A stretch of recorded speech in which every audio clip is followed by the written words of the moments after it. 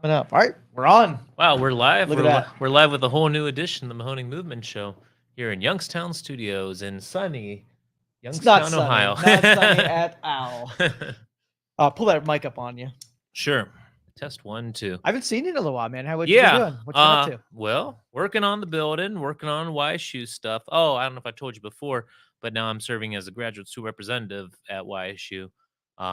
So that's a whole nother. I hate going to meetings, but now it's a whole nother meeting to go to. But they're good kids involved with that. If any of those of you are counting at home, this is like 17 responsibilities that Jacob has now as Yeah. an adult.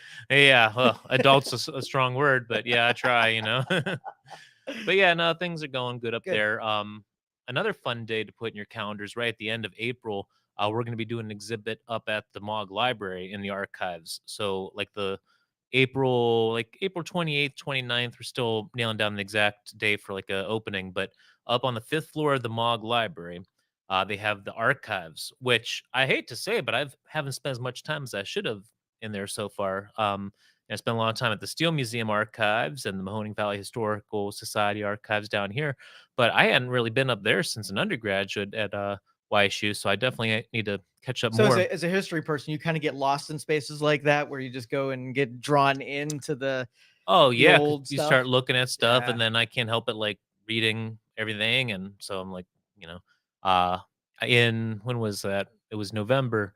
I went to the Western Reserve Historical Society archives up in Cleveland, and they have a lot of canal stuff. Oh, and then more recently, I went to Akron. They have, the special archives, what they call it, special collections and archives, which is really cool. It's in downtown Akron. So you got Akron University up the hill, kind of like similar to YSU in Youngstown. You got Akron University a little bit up the hill, and then as you get down closer to the canal, which they have preserved their canal history there. You got Lock 3 there, where they do shows, and we used to do the Burger Festival when they had a couple years ago with the Martini Brothers, where we had set up for the Burger Festival. But downtown Akron is cool. So that main drag there, you have the Pulaski Building. I think that's what they call it.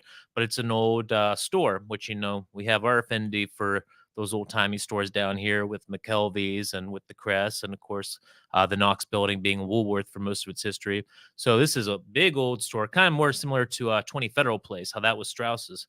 This place is huge. Well, University of Akron got that now, and in the basement they have their archives and special collections, and they host the Canal Society archives, Ohio Canal Society, which I joined. I became a student member. I haven't received anything just yet, so I should follow up on that. But they have their archives down there, and really nice folks down there. And they even had an old cassette tape of canal songs, which hadn't been digitized yet. And I said I'd really like to hear that, and they were kind enough to digitize it and send it to me. It's Um, beautiful. yeah, so it was pretty cool up there. So, anyways, going to be spending more time at the YSU archives now on the 5th floor there because they're kind enough um, to we're going to do it through the applied history program and feature all the various projects. So I told you all about the architecture project we did last semester, and we had Brooke here as a guest, and we talked a little bit about that. So we'll feature that project. Um, Last year, I was in a practicum class up at Rodef Shalom, the congregation, Jewish congregation up on Fifth Avenue.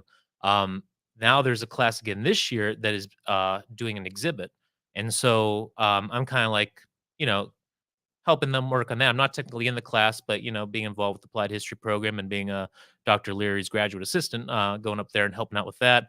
And also, I don't know if you've ever met him, but Ryan Johnquist, did you ever meet him? Yeah. Great dude, and he has a business out of Ward Bakery Building where he can do different media, more print media like vinyl signs and stuff like that. He's a great graphic designer. He actually got to do something up at the All Star game this past week. So they want to do an exhibit up there, and they want to get like portable panels and stuff. So we got to bring in our buddy Ryan Johnquist. So Yeah, he's for sure. consulting on them with them too. So we'll feature that project, um, the Mahoning Movement project, which that will culminate in May as well. So we'll feature that there, the architecture, and the other project we're doing down by the Cavelli Center. How that was Brown Bunnell. We talked about that in the show here. Was Brown Bunnell and became Republic, and so we'll feature that project as well. And who knows what else we'll toss in there, but that'll be cool. That'll be on the 5th floor So when you're going through these archives and you're honing in on something, are you looking primarily for like government documents or surveying documents? Like what do you gravitate to? I really been into the whole map thing Mapping? and geo-referencing old maps and figuring out, laying using ArcGIS software to, digitize the old map, and it's best when they're already digitized. And Library of Congress is really great about that. I've been spending a lot of time on the Library of Congress website, and they have such great images. Because a lot of times, you find stuff on the internet, but it's low resolution and all that, and then who knows what's public domain or not, or who Right. owns it. But at least with Oh, the that's Library of terrible. Congress, it's perfect because it's public domain, or there might be certain you know regulations on some of the images, but it's free to the public. It's owned by the people, Yep. and it's great high resolution, nice big TIFF files, and they're huge. You get like a 500 gigabyte TIFF file, and but it looks great, and you can zoom in, so it's perfect for when you georeference it in ArcGIS because you can really zoom in and layer it up. So that's one of my favorite things to look for. But also, I've been studying up on the Pennsylvania and Ohio Canal and looking through, learning more about that history. Um, so that's been interesting. And so, like I said, Western Reserve Historical Society has law on the canal, the canal archives at the Akron University, and then the Mahoning Valley Historical Society. They have a nice couple canal folders. Other interesting thing is there's two canals that sometimes that you'll come across, and I was a little confused at first. I'm like, well, how they're this doesn't make sense. Here they're talking about the canal in the 50s and 60s, 1950s and 60s, when really it was in the 1850s and 60s. So what that was all about is Kerwin, who was our congressman. Now we got Tim Ryan. Before that, it was James Trafficant. Before that, there was someone I think in between. But for a long time, the congressman of the valley here was Michael Kerwin. And that's who Kerwin Reservoir is named after, which is where West Branch State Park is, which also follows the canal, the historic Pennsylvania and Ohio Canal that we're advocating to do a bike trail along. So this other canal that Kerwin was wanting to do was to do the same thing, connect Lake Erie to the Ohio River, but through with a big giant, so barges could go through and all that, have a big giant mega canal that would go right through here. And it almost happened. And I heard that even like in the engineering department, like they dug out more things expecting the canal to go through, but it never ended up happening. Interesting. Um, and yeah, and they thought that at least Kerwin's argument was that it would save the steel industry because even then in the 60s, it was kind of like things you could tell the steel industry they weren't reinvesting in the area and whatnot. So you could tell that things were a little bit going to be on the decline with the steel industry here. So the argument was that you put this canal through here would make it just as easy to bring iron ore and coke right in and export the steel right out. So would that have saved the steel industry? Probably not, Right. because the steel industry they still sold out to larger companies like Likes that drained them of their resources and closed them up. That's the thing is the steel industry, even though they weren't reinvesting when it was still profitable here, it's just these larger corporations like Likes that they bought them up and took the money and closed them down, and that was that. Yeah. So, but yeah, so for the canal, I know, and that's when I went up to the YSU archives. I see they actually have a lot. They have a lot of Kerwin's papers. So I don't know how much I'll incorporate into the project this time around about the canal that never happened or whatever. But it is kind of like a little fun little side jaunt that I'll hopefully look into more of the archives there. And My favorite thing to read is like I don't know what they were calling. They're not council meetings, but where they open it up to the public and historically that people can just gripe about whatever's on their mind. And I love reading through it because you get to see what they were bitching about 200 years ago, in this country. And I mean, they use more flowery language and they sound so formal, but it's the same crap we're bitching oh about yeah, it's like today. it's got more entertaining than watching The like trolleys were late anti-vaxxers. again. Yeah, yeah. As opposed to like some school board meeting where anti-vaxxers are yelling at the school board members, the same thing. Humanity is humanity. Yep, yep. But yeah, good old spirited public debate. Yeah. But yeah, so looking at the Pennsylvania and Ohio Canal stuff, they do have the records of when they're pitching it to the state house in Ohio to get public funding to build the canals. And so it was like a public private partnership. Like they formed a separate company to make the Pinot Canal, but you need the land grants both from the federal government and the state government. And you need approval and all that. So they were making arguments then about why we need the canal. And and you could tell that railway was in the back of people's minds too, but at that point it was so inefficient that the canal was still the best way to move goods. And more than the railway, the bigger talk was about how dangerous shipping was up on Lake Erie. So you did have a canal already in use. The New York Canal, what year was it? Like early 1800s, I think. 1820 at the very latest. It was already running between Buffalo and New York City. So you had that canal connecting the East Coast to the Great Lakes. But the shipping industry was so dangerous at that point, and it took so long, and so much was lost that the argument was that no, it's safer and quicker to bring it down the Ohio Erie Canal, Cleveland to Akron, and then take the Pennsylvania and Ohio Canal from Akron through Warren, Youngstown, Newcastle, and then you go down the Beaver River, and then you're in Pittsburgh. So the argument was that was a lot safer than taking the Great Lakes, and there was so much shipping losses. So that they were more in advocating the canal, they were talking about that more than anything else of how dangerous it We is. have it so easy because think about like when they were trying to overcome some challenge, it meant like boring through a mountain or digging out a canal. Now, I mean, you look at our worst problem, and it's not like we're moving major, earth or anything like that. We're so spoiled. Well, yeah, and the equipment that we have nowadays. So Technology, yeah, yeah, well, the big thing that really changed everything was the steam engine, both for water travel and ultimately land travel. Before the internal combustion engine, so it was a steam engine that enabled ships, steamboats on the Mississippi and whatnot. That changed the complexity of the Wild West, right. because And you could think of like things like the river, and I think things happen so much slower now than it does before. Like in the time it took us to remove a dam, they could have dug an entire new river, right? With the access to the labor that they had, and how quickly they were able to execute things compared to now. Oh, yeah. Well, and you go through so many different processes Right. like Army Corps of Engineers and like Exactly. the feasibility studies and all that, which that's another interesting thing about that whole thing up at Cafaro. They wanted to um build a whole new facility on the wetlands up there. Did you hear about all I that? didn't know. Oh, that was a whole thing. Yeah, they wanted to. So next to Eastwood Mall, they wanted to do this whole development park that would have been like right along Mosquito Creek, and those are kind of might not be using the right terminology, but like kind of like wetlands that they're protected habitat kind of thing. Okay. So you build a whole another concrete thing on top of it, then you're changing the whole ecosystem here. So the Army Corps of Engineers was advocating it, but like the they it was Warren, Ohio, but they used Warren County, Ohio, and so anyways, they end up losing the suit. So it actually was Friends of the Mahoning River. This is before I became a board member, but I was surprised they actually won the case, but they're still appealing and all that. So who knows Was that what's back by like where the baseball stadium is? Is that kind of kinda where they were yeah. expanding through? Because I don't know where the river cuts through on there. It's got to Well, be it's on the the. Mosquito then leads into the Mahoning River Okay. ultimately, but this is like between Mosquito Lake and the Mahoning River. Gotcha. But so anyways, that was a whole thing with the Army Corps of Right. Engineers and the whole real estate development thing, and, um, so yeah, it's a whole project. And then the Army Corps of Engineers also is what controls Kerwin Reservoir, what we were talking about, West Branch State Park.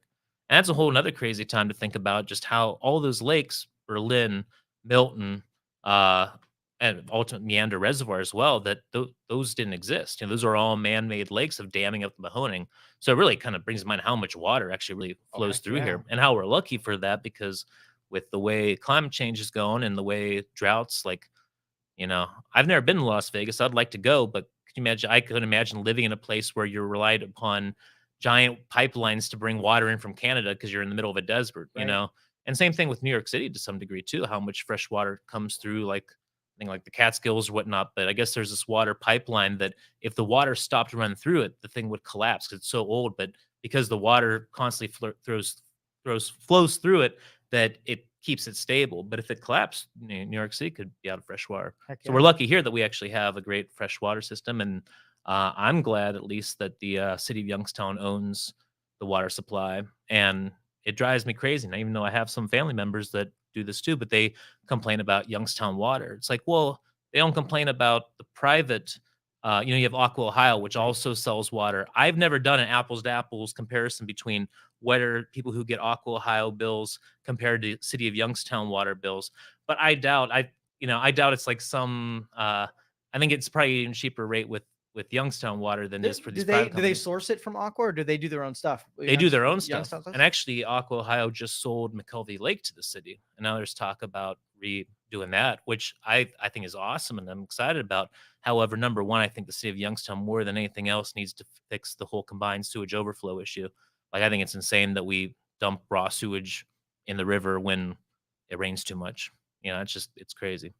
I did not know that. You That's know a that whole thing? thing? Heck Oh, that's the no. thing. So with the EPA said, you can't do that. I didn't know that. How did they Volney get away Rod, with it? it's insane. Volney Rogers left Youngstown because of the issue back when he created Mill Creek Park. Back when Volney Rogers was forming Mill Creek Park and everything, he built these beautiful Lake Glacier, that creates this whole beautiful thing. And the city, both I think Wardman, Youngstown, all of that, like, oh yeah, but we're gonna dump our combined sewage overflow. So when the water treatment facilities, when so much water's coming through, they can't handle anymore. They just dump it in the rivers. So the EPA, Bad plan. yeah, That was a terrible plan. it's a terrible plan. We knew it back in the 1920s, and Volney Rogers got so mad he left the city. Does it happen? Does it overflow often? Does it yeah, really? Yeah. Oh, shit. And that's why Volney Rogers left Youngstown, because of it. So here we are, 100 years, literally 100 years later, still dealing with the same issue. And the EPA said you can't do this, and so they've deferred, like fining the city and whatnot. So that's what, when people talk about this $82 million the city gets, I'd say number one, put it all towards that if you have to. Like, it's insane. I mean, for the people downriver too, like, how irresponsible of a community that, oh, we're just going to dump raw sewage in the river when you have, like I said, the Mahoning flows into the Shenango, become the Beaver River, and then you think about everything downstream too. So yeah, that's number one, that should not happen. Process the filth before. And let's just say the EPA stops deferring, and it could bankrupt your city, right? Yeah, there could be a lot of fine. fine. Yeah. Heck yeah. Yeah. So they're supposed to start resolving that, but I think it needs instantly resolved. It's going to take a lot of money. I don't like talking to you anymore. You bum me out about all the things I didn't know about. Sorry, I like the ignorance. Like, well, it's a downer day anyways. It's raining here. We're dreary. The more it rains, the more combined sewage is going in. Here we are. But that is another thing about the flooding some of the communities are having, as far as just being able to drain it off without backing up people's basements. Well, the Boardman, it's a whole issue. And that's what other thing is, it's not just Youngstown. The problem is, let's say Youngstown does fix it all tomorrow. You still have Boardman. That's a huge issue. And that goes all through Mill Creek Park and everything. So yeah, I think the county needs to do more to resolve it, and the state if need be, but yeah, Boardman, because it's all, that was all kind of like swampy land before too, and everything. You build entire plazas on it, and water's got to go somewhere. And so we're blessed to have a very, what's the word? Hydrolicious. Yeah, that's a good one. Hydrolicious area. After that. Yeah, hydrolicious. So we're lucky to be in that area for when global droughts are happening and whatnot. So we're blessed to have, but we need to have an environmentally friendly way to control our whole water system. That's the other thing that going back to, I talked a couple weeks ago about the little jaunt I did riding a bike between Miami and Key West and seeing the canal system. So up here, when we talk about canals, it was a transportation system. Down there, the Florida canals are simply to channel water, because it's a big swamp. You don't have rivers and hills with rivers and valleys like you do up here. It's just one big swamp. When it rains, it's just all there. So they built these giant canal systems just for the water to go into. So to protect our neighborhoods, and because it's all about real estate. Right, yeah. So they built Florida on a swamp as a real estate deal, and that goes back to Flagler too. Built a railroad just right down the coast. But yeah, you got to do something with the water, and the water ultimately wins in the end. Yeah, maybe you sacrifice some of the south side and build some canals down there. I don't know. Maybe that's the way to do it. And there's a lot of land that I'm always interested going over South Avenue, that park that kind of drops behind South. So you got Market Street, South Avenue. You got the old field house. Yep. That park down there, which the one railroad, which is still active, goes through there. But it's a cool old abandoned park, and yeah, there's a lot of land you could do stuff with. Yeah, I'm kind of curious as to see, maybe we can get the Army Corps of Engineers, someone to say what they even have plans wise, what they can even, what are the options that these, they're toiling through, because there's got to be something. But I bet you it's way bigger than anybody could afford. Yeah, I think it'd be fun to have a Army Corps engineer. Let's do that. Yeah, you got contacts at the university. I'm sure you can get somebody. Someone's got to know the Army Corps of Engineers. Yeah, I don't know. So we're in the Pittsburgh division. And I always like their logo too. It's kind of like two rooks, like two like chess piece rooks. Like it doesn't seem like a very American logo. Okay. Like it seems like The some kind of crest of British. on. Yeah, yeah, it is. Yeah. Yeah, so So if anybody out there in the audience knows anybody from the Army Corps of Engineers, we want to talk to somebody who does media relations, maybe mhm. even the science people. Maybe we got some surveyors or some people who know the math behind this, and can give us some info. Well, on the Mahoning Friends of the Mahoning River board, there are a couple of science people. They do like water quality testing, so it'd be good to have them on. Let's do that. Let's try Some to hook yeah, that up. yeah, we should talk more about the science role. And like doing this whole project, like I started becoming more interested in the hydrology and like doing the whole map thing where you can actually see how water flows. So I've always been more of a history person than a science person, but it's everything's ultimately interdisciplinary. So got to follow all the paths. Yeah, I'd like to take some old timey documents that, like, I love the Federalist Papers, but it takes me so long to get through them because of how they're written. I'm trying to figure out context because it's lacking, and trying to figure out like what they're trying to say in some of this stuff. And maybe it's just I'm not smart enough to do it, or I Well, just don't that's have how a. I feel reading Karl Marx too. All right. But we should read some of this, and Mhm. yeah, and see if you, being the smarter person at the table, can I help know figure that's out. not true. You have a great mind, it's and you think about things logically and systematically. That's you have different forms of intelligence, and that's why I think what's interesting that you need to have different perspectives at the table, and that's what we bring to this show, That's right. Exactly.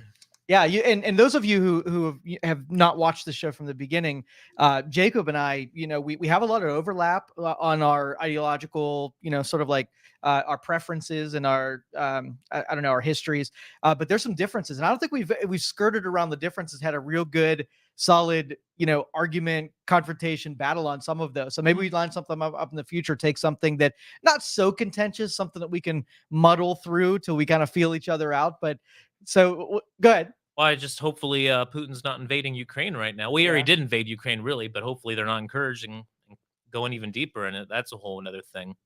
But yeah, there's a bunch of problems in the world, but I We think can we solve both them though. Like we if can we just solve them. talk about it, let's do Yeah, it. sure, yeah. But that's yeah. Okay. We just gotta discuss it. I love you, Jacob. You too, Joe. All right, cool. That's good enough. You got anything else? I think that's it for today. But yeah, all right. So we're gonna find someone out there from the Army Corps of Engineers. We're gonna fight about something. My dear friends on the Mahoning Friends of the Mahoning River, we'll have to have someone from that come on talk about water quality issues, and then we're gonna hit maybe our audience can say what are the hot button issues that we want And then to. we'll battle it out. We'll battle it out. Yeah. Yeah, in the All right. Thunderdome. Have a good one, man. You too, Joe. Thank you for listening to this show on Youngstown Studio. If you like our programming, we invite you to subscribe to our YouTube channel, follow our Facebook page, or subscribe to your favorite podcast platform like iTunes or Spotify. This is original Youngstown content.